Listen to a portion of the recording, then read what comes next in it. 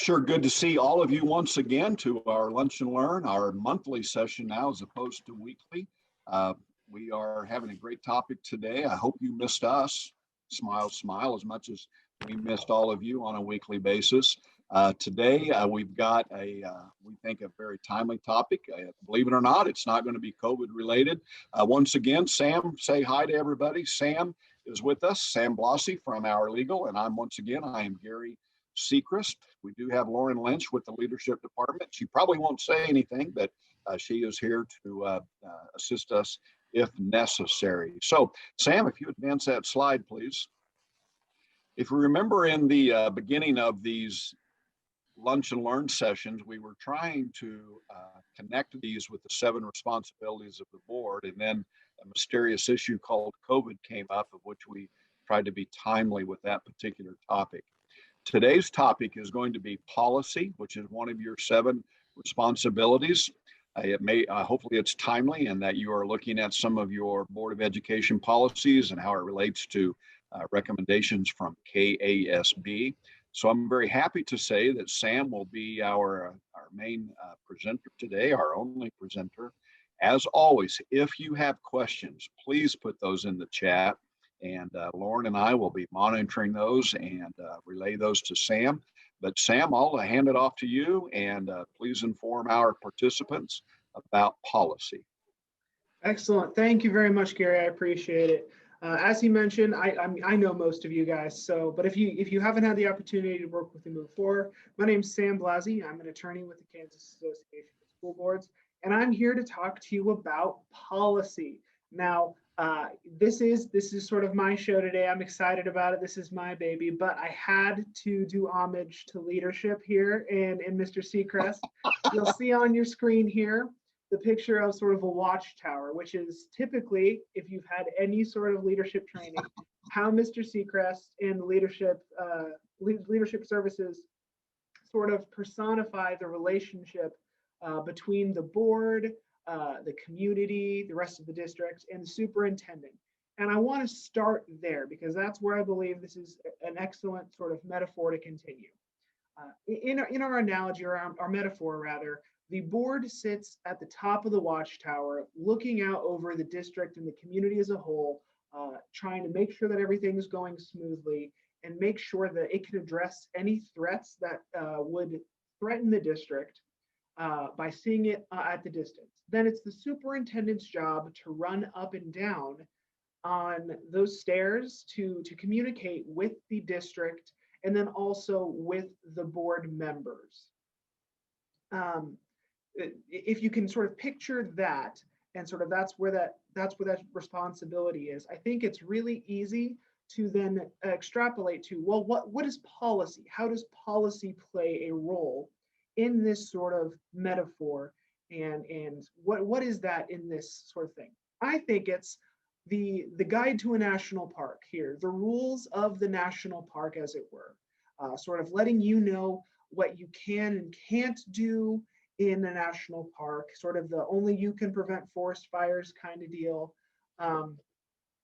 So if we can think about that, it's letting you know the rules of what's going on within that national forest that the district who sits up in that watchtower is in charge of creating and enforcing. So with that in mind, I think it kind of sets the tone and sets the stage for this broader conversation about policy. Again, as Mr. Sechrist mentioned, if you have any questions concerning anything I've said or just concerns about policy, please put them in the chat. I'd be more than happy to address them as much as I can. So let's talk about why policy is important. Certainly you are aware that policy is involved somehow with your board membership or being a superintendent or a principal. It is something that you deal with on a day-to-day basis, that you're wanting to make sure that you're following policy, things like that. Other people are abiding by your policy. But why is it important? What is its placement in the school district, and why is it in such a position where we feel like we need to talk about it quite often? Well, it's because policy gives the board power to run the district. It is what the board uses to essentially give itself the power to carry on all of the necessary things that the board needs to do. Secondly, it lets the public know what the rules of the district are. So while the board is up in that watchtower, it needs to communicate what its expectations are of students, staff, family members, the public, and then also some interactions that are specified in statute, but the district wants to make more accessible to the public in the community so they know what's going on. And finally, and I think this is a piece that is often overlooked in these conversations, especially on the legal side of things, it sets a precedent from former boards of how we do things.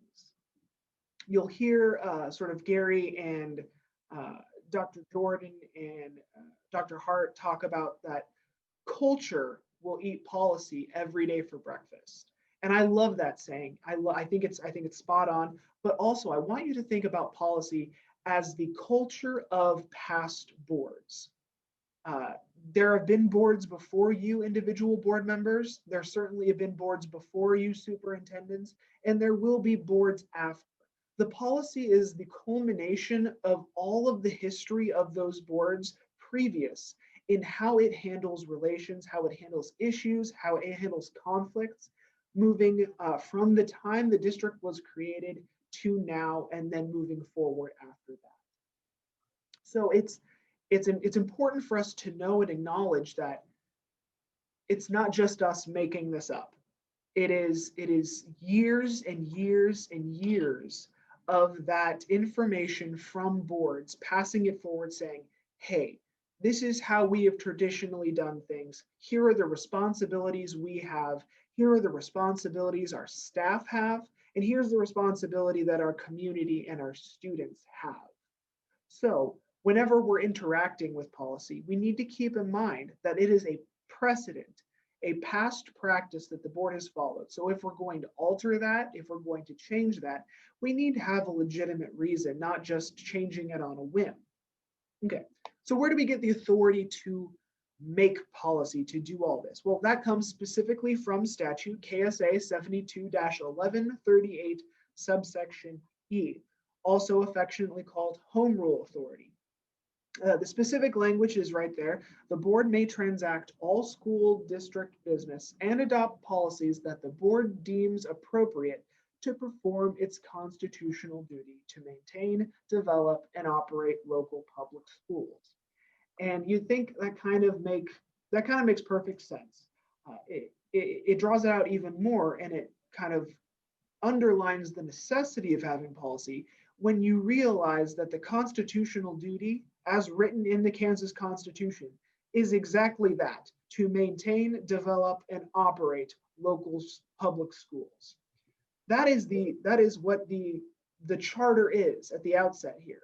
So home rule was developed to say, hey, we know that there are different cities, different districts, different communities across the state of Kansas. We also know that statutes are broad sweeping. So we want to give the power back to the communities, back to the individual boards to establish those necessary rules, policies, procedures, and other things that that board deems important enough to include and necessary enough to maintain, develop, or operate their school district. Sam, so if I can interrupt, Sam, can I interrupt a little bit? Absolutely. Before home rule, it used to be the way you kind of boards and superintendents felt about it. Unless there was a law that said you could do it, you basically didn't try to do it. So now you do have some privileges within your local school district as opposed to home rule. Before, there was a little bit of kind of that line that you felt like you better not cross unless there was a law that said you could do it. Yeah, and that's a great point. Whenever, this isn't just schools, but whenever people look at laws, quote unquote, the capital L AWS, when we look at laws, we tend to think of them sort of, for lack of a better term, as the 10 Commandments. It's either thou shalt or thou shalt nots. And home rule really freed that up. It gave boards the autonomy and the authority to develop those things necessary for itself to function. Also, again, statutes can only be read at a state level. They can't be read specifically for your district. We cannot legislate the amount of things that we would need to do, the amount of things covered in your board policies that relate to those things and have them be applicable to everybody. It's just not a thing that would be able to do. So home rule takes care of a lot of that.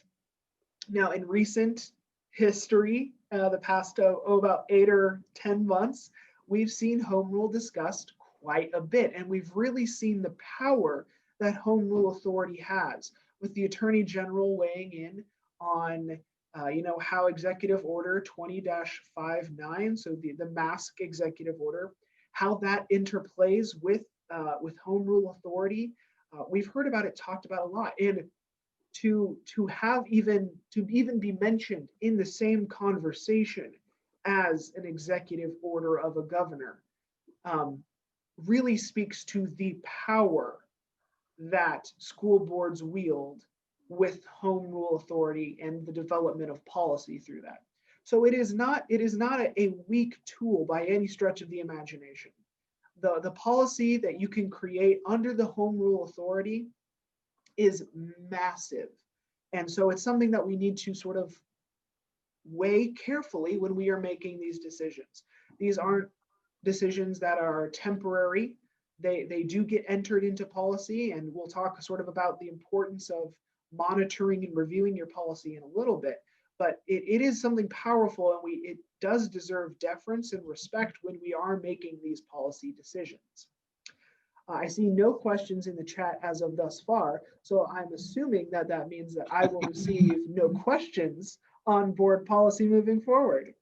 Just a little humor there. If you have questions, please feel free to put them in the chat, and we'll address them together. So here's my 2 cents on how boards and districts interact with policy. The first is that policy is malleable. It is not flexible. And I've seen the term flexible used sort of interchangeably here, and I really don't think that it is an appropriate word. It is malleable. When we think of the word malleable, we think of shaping metal, sort of casting, smithing something. There is some bend, there is some shaping that we can do with policy, but there are limits to what policy can do and how we should use policy. It's not flexible. It doesn't bend to whatever shape we want it to be. There are specific legal confines that we can and cannot do. Essentially, there are some things home rule authority does not cover. So in those situations, policy doesn't bail us out of those situations. And we'll talk a little bit more about that later. But it can be changed. It isn't something that is set in stone permanently, even though some things we believe should remain in policy permanently. It can be changed. It can be added to. It can be detracted from. You can change language. You can modify policies. So that's where that ability to change does come into place. That ability to shape something to the message that the board wants to have. If changes need to be made, I 100% support making those changes or crafting a new, more modern policy to replace an out-of-date one. But those changes are important. You should never be addressing policy changes in a sort of a lighthearted or on a whim. These are serious things that the changes that you make will remain in that policy potentially into perpetuity. Depending on the boards that come after you, it might just stay there. I have personally reviewed policies from 1982 that have not been changed or updated. And that's kind of problematic because a lot has changed since that time. Certainly the laws that we thought would be set in stone forever have changed and modified to have some different meetings and some need some updating. So when it comes to updating your policy, if there are changes that need to be made, you have my full support in changing them. Just have a reason that you are changing them that you can articulate in public meeting, because if we're discussing policy, that does have to happen in open meeting, and you would feel comfortable with discussing in public. Policy updates released semi-annually from KASB. We legal and policy. Donna Wyman, this is really kind of her area of expertise right now. She's focusing on making sure your policy is matching current law. So if there are changes, I mean, KASB does this twice a year, every year. Things come up in law that need to be addressed, whether you have addressed them in the past and that needs to be changed, or this is something brand new that you haven't ever seen before and you need to be addressed. So if we at an organizational level think that we need to address these at least twice a year, it is a symbol or a sign to me that your board should be reviewing them annually or semi-annually, just so that we know what's going on, where we're at, taking a temperature check, taking a pulse check on what's going on, if we're still current, if there's something we need out, or if there's something we need in. So concerning those policy updates, there's changes in law. Recently, we had the changes to Title IX, which addresses sex discrimination. Formal guidance issued from the office, which hasn't happened in a couple presidencies. Informal guidance, of course, comes out, but with the U.S. Department of Education and the U.S. Department of Labor coming out and saying, hey, we've got new changes to make to Title IX, that was a change in current law, a huge change in current law on how school boards address sexual harassment. They were huge changes. So when those came out, we made sure to spend a lot of time focusing on updating our policies so that you guys didn't have to worry about it too much, because it's confusing. Trust me, policy is confusing and it's thick and it's not super exciting to read, but it is a necessity that you go through and you do these things. New Sam, laws. I have a question Yeah. that was sent to me privately. So I'm not sure if it's a question or a comment, so maybe we can get some clarification. For me as a board member, I believe the policies addressing social media usage for teachers and students need to be carefully reviewed. So I don't know if that means board members should review that to make sure they understand the current policy, or if our legal department should review those again to maybe make some changes. So if this board member is willing to make that comment publicly, Sam, I'll let you answer that in any manner of which you believe pertinent. Absolutely, and I think it can be addressed from both ways. You brought it up great. I think first and foremost, it is a board member's responsibility to know what the policy of the district is. We're going to get to a point that is kind of one of those, obviously, yes, we need to know what policy is, but how many of those board members here have actually taken time to go through that big, thick copy of your board policy? I can wager probably not all of you. You probably spent some time in certain policies, but I would highly suggest that you spend some time with your policy so that you know what's going on. I mean, it's important to know. So board members, especially when it comes to social media policies, know sort of what's going on there. If we're going to hold our teachers and our students to standards concerning social media, especially our teachers and our staff, we are going to hold ourselves to the same standard as well. Arguably, policy applies to board members. So that's why we have a board section on the in your policy for KASB. But yes, social media and how it is addressed by the board, not the board's use of social media, but how the board addresses employee use of social media, is a minefield. There is. Sam, we have another question. I'm sorry to interrupt you, but Carla has mentioned that she wasn't the original questioner, but she would love for KSB to take another look at social media use In her opinion, it seems to have changed so quickly since maybe the last policy. Absolutely. And it really does. It changes almost faster than you can keep up with, which is why we try and write social media policies that are broader. So it anticipates changes in technology and things like that. But you do need to understand that addressing social media use in policy, while extremely important, is extremely difficult and has to be very, very carefully tailored. If you have a board attorney, have them look over it and have KASB look over it. Getting more eyes on this policy is for the better. Making sure that we're not overreaching, that we are addressing relevant things that we can while still respecting that boundary between professional and personal lives of our employees. We certainly don't want to run afoul of any First Amendment issues, which is why it is so concerning. Now, Lou, friending of students by teachers is an issue on Facebook, etc. Yes. Now, this is something that has actual other legal ramifications because of those things. I recently did a sort of a workplace environment harassment seminar at a district. And I said, just a show of hands here, how many of you teachers or staff members have added students on Facebook? And a majority of those teachers raised their hands. Now, this is a district that hasn't had any huge issues with things like this, but a majority of them raised their hands. I said, okay, how many of them have your personal email address? More hands showed up, but less than for social media. I said, how many of these students have your personal cell phone?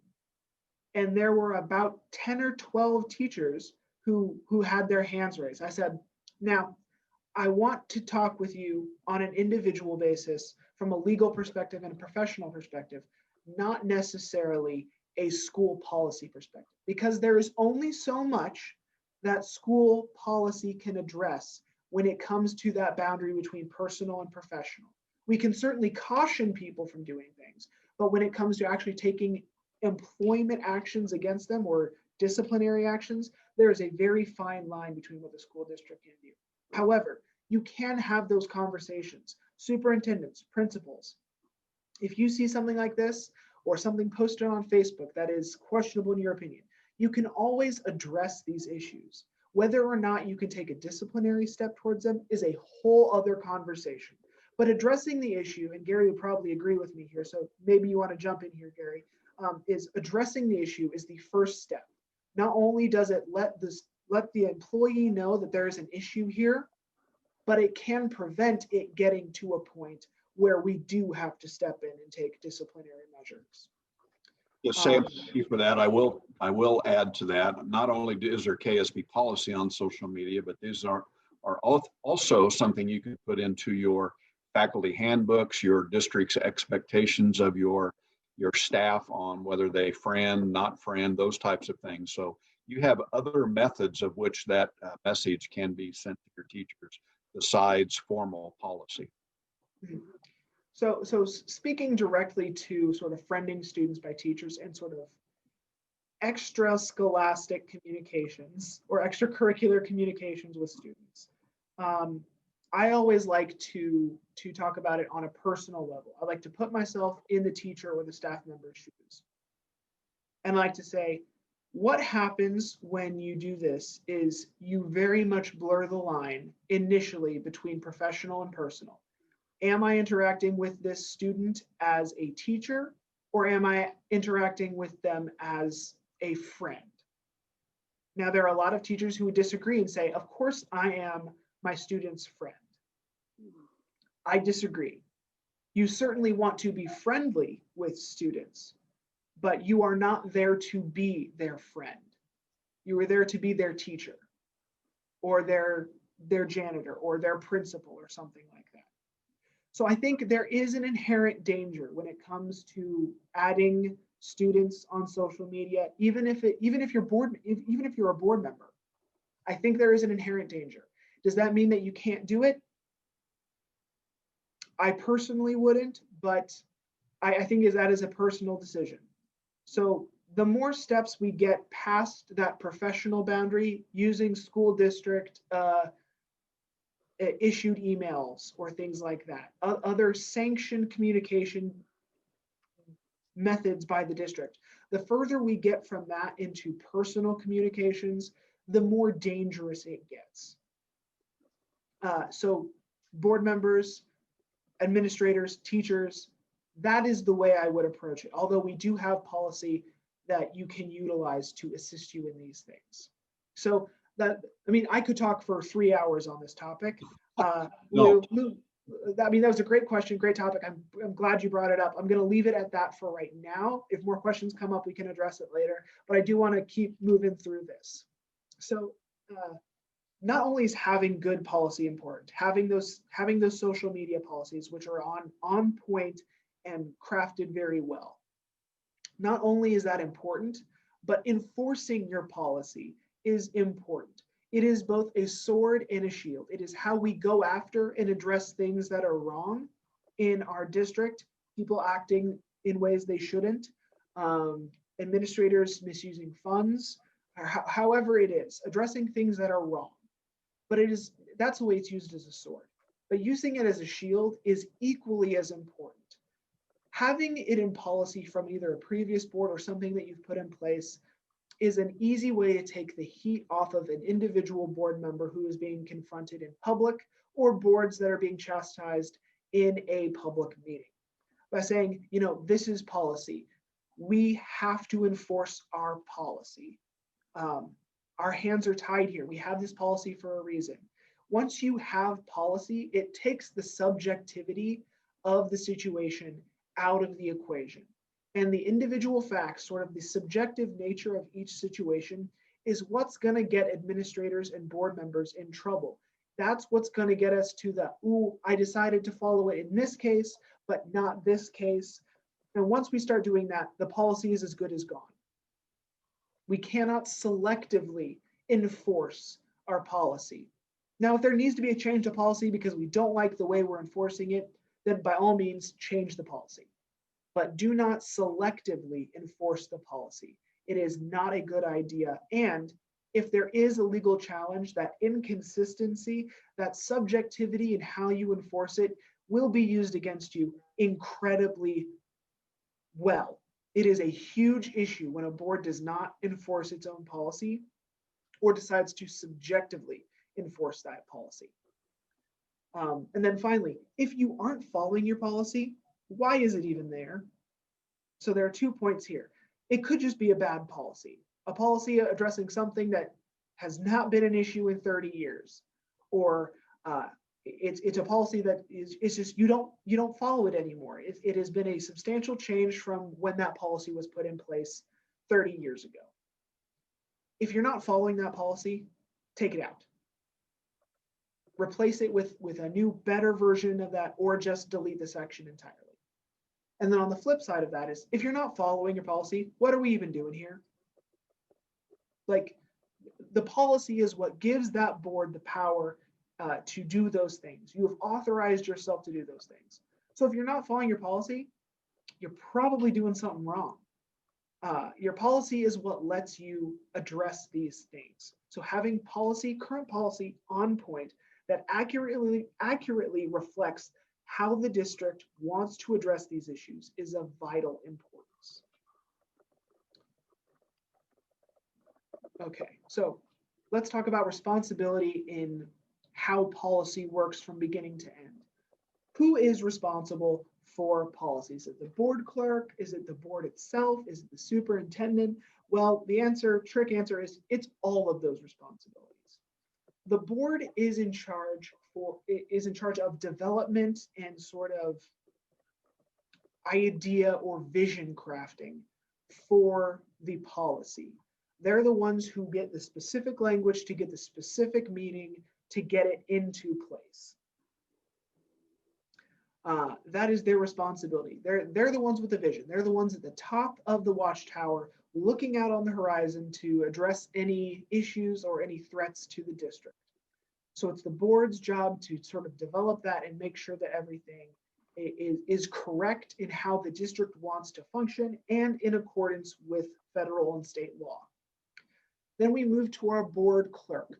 The clerk's role when it comes to policy is having a very active knowledge of what that policy is to help guide the board, but also checking in with KASB to check for those updates, to see if there's anything that needs to be adjusted, to assist the board in maintaining and adjusting that policy.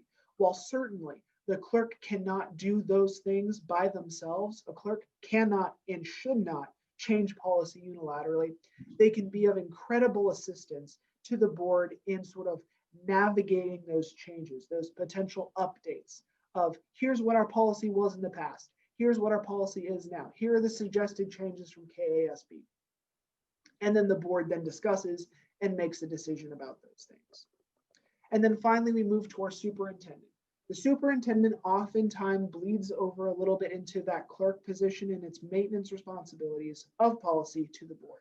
However, the superintendent is in charge of going up and down those stairs from the board to the community and enforcing that policy, taking that policy down from the board and saying, here are our rules, we're going to stand by them. We're going to do what we say we're going to do, and we're going to mean it. If we can think about the superintendent's role in enforcement of policy, it is very clearly seen through the development, distribution, and enforcement of handbooks. Now, that's going to be something that we're going to talk about at a later date, but handbooks are essentially common parlance policy, if that makes sense. It is taking the policy, the esoteric, the very specific wording of policy, breaking it down into bite-sized chunks so that in accessible chunks for the relevant parties of families, students, extracurricular activities, special education, and then of course, employee handbooks. Sam, if I could interject here, you did a great job of explaining development, maintenance, and enforcement. What that might look like at a local board is that although the board is responsible for saying yay or nay, typically the board has tasked the superintendent to either bring policies to the board. They've been probably reviewed by the administrative team, the leadership team, whatever it is, then brought to the board for their approval. And if it's a local policy that's maybe not coming through KASB, it might be written or at least reviewed by KASB attorneys, brought to the board for great discussion, and then either approved or not approved based upon the superintendent's recommendation. Mm-hmm. And you really cannot underscore the importance of the work that the superintendent does in doing all of that footwork of getting those drafts ready before it goes to the board for that final. Does this fit with our vision? Is this something that we need to do? Is this something that we want to do? How does this interplay with other policies? And then finally, the super exciting portion of choosing specific words to mean specific things. Is it a may? Is it a shall? Is it a must? All of those fun decisions that I'm sure you guys are familiar with at this point in time. So then, once we've sort of developed, we've gotten this policy in place, let's talk about reviewing policy and sort of the challenges that you face when it comes to that review. I am a huge, huge, huge advocate for reviewing policy at least annually during the summer after your organizational meeting before school starts. The reason why I like that placement, and I know you guys are busy during that time, but the reason I like that placement is because it allows us to make any changes that we need to prior to the beginning of the school year. So if changes need to be made in policy and then echoed and reflected in handbooks, it allows those things to take place prior to the school year starting. Hello? Oh. Hello? It sounds like Corey got unmuted there. That's perfectly fine. But so when it comes to reviewing your policy, here are the things that I want you to consider. I would much rather see micro adjustments rather than macro adjustments. Maintaining or modifying existing policy instead of throwing it out and starting a brand new, I would always suggest making those minor changes, because those minor changes in already existing policy come from hopefully years of well-reasoned decision. There are reasons why that language is chosen. So let's make some slight tweaks, or let's do some engine maintenance rather than buying an entire new car. It just makes it easier. Now, I do not discredit the fact that there may be those opportunities and there may be those situations where you do need to make those macro adjustments. You do need, okay, this is a substantial difference from where we were. Let's start anew here. In those situations, review, and review compared to your prior policy, making sure that you're taking the good things from that good policy and echoing them in your brand new policy. The next thing is a logical, rational basis versus a mob mentality. I am not naive enough to believe that every decision boards are making are because it is the best legal, logical, rational decision. You are in political positions, and as a natural byproduct of that, you get a lot of feedback from your community. And your community is someone that you guys are serving. So taking into consideration their thoughts and feelings is always something that you should do when it comes to making those adjustments to policy. However, I would rather you err on the side of a logical, rational, legal basis for a change to policy rather than a lot of people are very upset about something. I do realize that there is some truth and some value in listening to your community and listening to those things. But don't just make a decision based off of that mob mentality. We don't like this. This person's got to go. We hate this policy. Oh, you don't have a policy on. Take that feedback, internalize it, think about it. Remember, making new policy or making policy changes can extend into perpetuity. The changes you make will be with boards in the future. So know that is important. Take that feedback that you're getting from your community, take that, figure out why they're upset about something or why they want something. Talk about it. How does this look in policy? How does this policy look moving forward? Is this sustainable? Is this a one-year thing?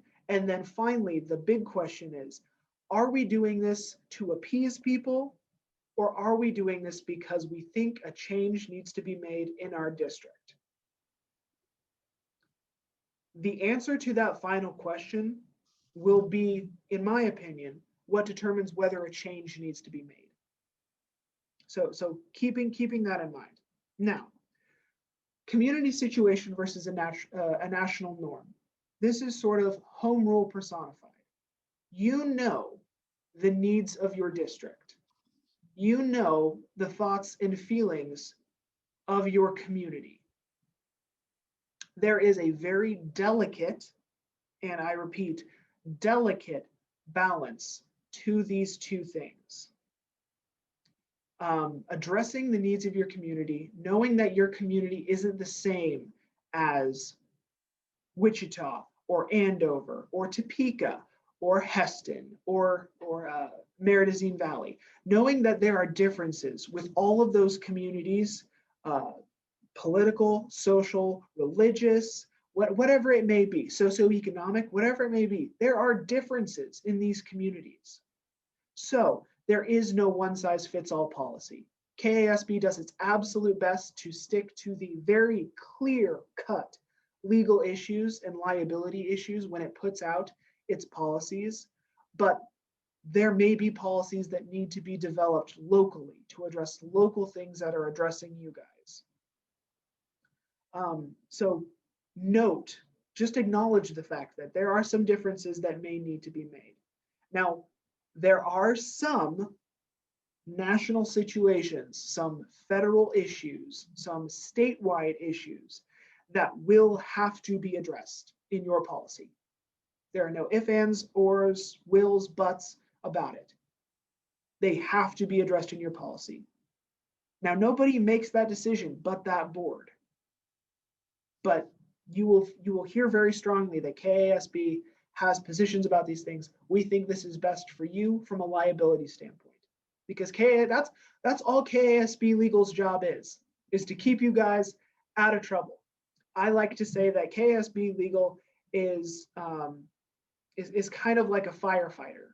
We're here to put out fires, not to hand you matches. And I feel like that's a pretty straight on metaphor, because we don't want you to get in trouble. So all the advice that we're going to give you is to help prevent you from getting in trouble. So please take into consideration if we say, hey, you might want to consider this. Strongly consider it. I beg of you. It hopefully will make your lives a little bit easier. And then finally, legal versus discriminatory. Regardless of what the federal or state law on point is concerning these matters, we do need to note that there is a legal distinction and there is a discriminatory distinction in how we do things. We have to address legal things. Other things we don't necessarily have to address in policy. If we aren't comfortable with making a strong statement of this is how we're going to do it, maybe we don't put out a policy just yet.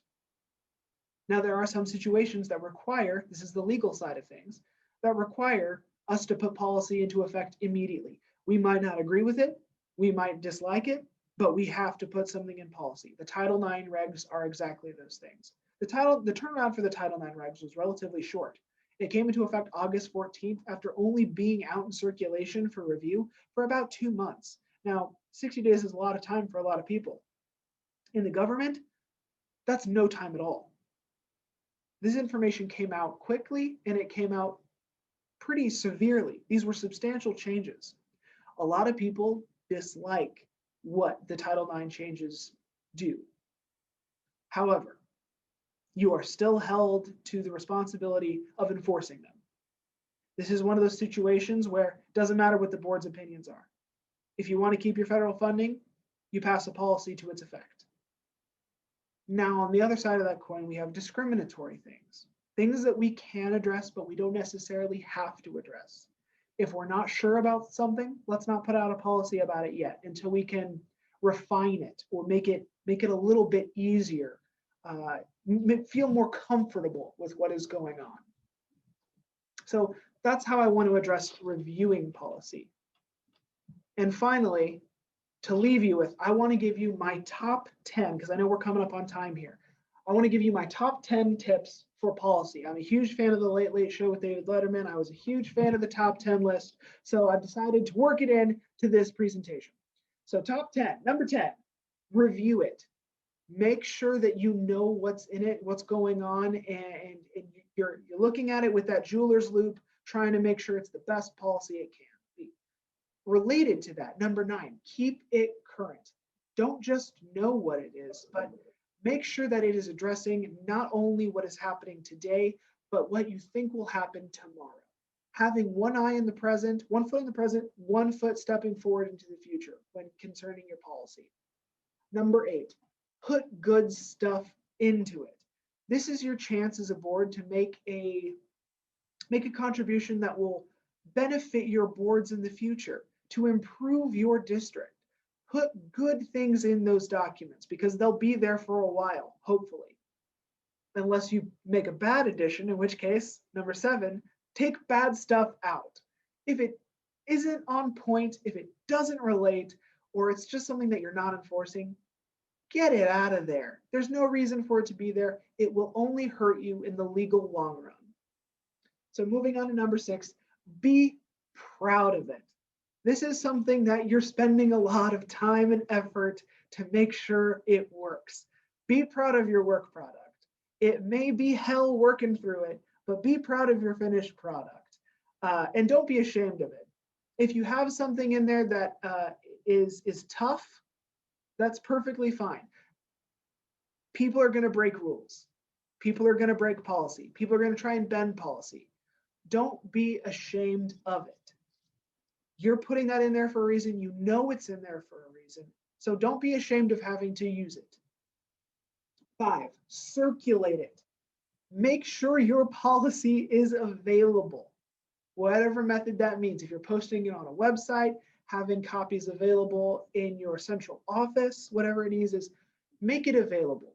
Part of policy is letting people know what is expected of them and how the district is running. We want to be transparent. There's a reason why all of these conversations concerning policy take place in open meeting, because we want the public to see what's going on. So don't be afraid to let people know what's going on. If you have things that you're thinking about talking about and changing, notice it. Let people know. Be ready for that feedback once you've done it, but let people know what your policy is so that they're not shocked when you do something, or they're not surprised when the board acts in accordance with your own policy. Once they know about it, they know the expectations, they know how the district is going to be run, they'll be way less likely to be angry about something than if you just kind of spring it on them out of the blue. 4, support it. I am sure there are board members who disagree with some of the policies that either have been put in place under their watch or were put in place prior to them coming onto the board. Having discussions about modifying policy is perfectly fine. But once that board vote comes and you either decided, the board has decided to not address something or to address something and change something, once those things are approved by the board or shot down by the board, that is the position of the board. Understanding that while you might be in the minority on something, you might not like it, but the board has decided that this is the way we are going to address things moving forward. Support that perspective. Support the position of the board, even though as an individual board member, you might not completely agree with it. If you want to hold that line and say, nope, I hate it, I'm going to continue to hate it, I'm going to continue to vocally hate it, you are only going to breed dissension in your community and on your board. We would all love for votes to be 7-0 every single time. Unfortunately, that's not the reality we live in. However, once something becomes the position or the policy of the board, support that position because you are a member of the board. The board makes the decision, not you as an individual board member. So please, once a board takes a position on something, especially in policy, support it. Don't undermine the board. 3, follow it. This is simple. If you have something in policy, follow it. These are just the rules for sort of the board itself, how the board is functioning. Follow it. Then on number 2, if there's something we need to enforce about how our employees interact and they're not doing the correct things, we have to enforce our policies. A policy that is not enforced is a useless policy, because then we get into that selective, well, why did you enforce it here? Why did you not enforce it here? You know, the best way to avoid that conversation is to uniformly enforce it. And the number 1, and most importantly, read your policy. Make sure you know what's in there. You as board members are representatives of the district. You are the district. You're the board. There is an expectation that you know what your own rules and what your policies are. So if you haven't yet, I know it's a super exciting read. Won't want to put it down before you go to bed, mostly because you'll probably be sleeping before you finish reading it and you'll wake up the next morning. But I highly encourage you, spend time with your policy. Know what you're talking about. So that way, if something comes up and policy needs to be enforced, you, 1, know what policy it is, know what the outcome should or should not be. And then finally, this gives you an opportunity to say, hey, there are some changes I might want to make here. Here are some things that I want to discuss at a later meeting. You can only do that if you know what the policy is. So read it. I know it's not fun, but do it. Read it. It's so important. As a quick shout out, I know we're getting close on time here. KSB does provide policy services for review of entire policies to do a complete audit, and that includes handbooks, or if it's just going through and checking to make sure your policy is accurate and you need a little bit of a tune-up. So policy services are available. Please contact either Donna Whiteman or Leslie Garner for a brochure on those things. We would be more than happy to do that. Like I said, I always hate looking through policies and seeing that approved 1982, 1987 stamp, because I just know that no one's looked at this policy in quite a long time. So check the dates on the approved for your policies and see where they're at and see if you need a policy update. And with that, Gary, I'll turn it back over to you. You bet. I do appreciate, Sam. Excellent information. I'd like you to think about this in closing. When you're considering raising your hand in approval or denial of a policy, try to think of it in this very simplistic manner. If this policy is approved, will it lead us to a clearer path to our vision, or will this policy create a barrier to allow us to achieve our vision? So think about that through that. Sam, thank you very much. Our next Lunch and Learn is the third Wednesday of November, which happens to be the 18th. We will have a timely topic, or at least an important topic, for that particular session, and we hope to see all of you back, and then please encourage your colleagues to join us. So board members and superintendents who are with us today, thank you very much, and we'll see you next month.